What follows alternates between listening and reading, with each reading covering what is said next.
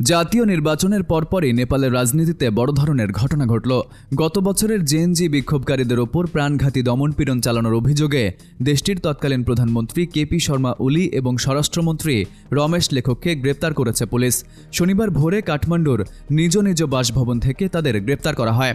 নেপালের নতুন প্রধানমন্ত্রী বালেন্দ্র শাহ এবং তার মন্ত্রিসভা শপথ নেওয়ার ঠিক একদিন পরেই এই নাটকীয় গ্রেপ্তারের ঘটনা ঘটল।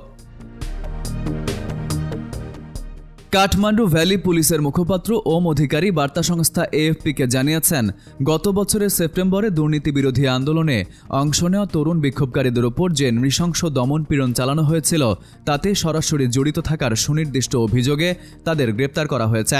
এখন আইন অনুযায়ী পরবর্তী বিচারিক প্রক্রিয়া শুরু হবে।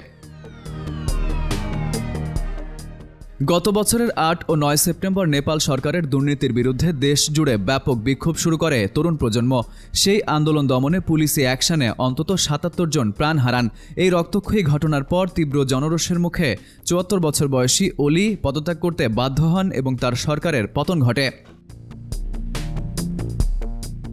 ওলি সরকারের পতনের পর ৫ মার্চ নেপালে অনুষ্ঠিত প্রথম সাধারণ নির্বাচনে অভাবনীয় জয় পায় রাষ্ট্রীয় স্বতন্ত্র পার্টি আরএসপি। বালেন্দ্র শাহ এই দলের প্রধান মুখ। দুর্নীতির বিরুদ্ধে জিরো টলারেন্স নীতি ঘোষণা করা দলটি নিরঙ্কুশ সংখ্যাগরিষ্ঠতা পেয়ে সরকার গঠন করেছে। শপথ নেয়ার ২৪ ঘণ্টার মধ্যেই সাবেক প্রধানমন্ত্রী ও স্বরাষ্ট্রমন্ত্রীকে গ্রেপ্তারের মাধ্যমে বালেন্দ্র শাহর সরকার কঠোর বার্তা দিল বলে মনে করছেন রাজনৈতিক বিশ্লেষকরা। M1 TV news desk.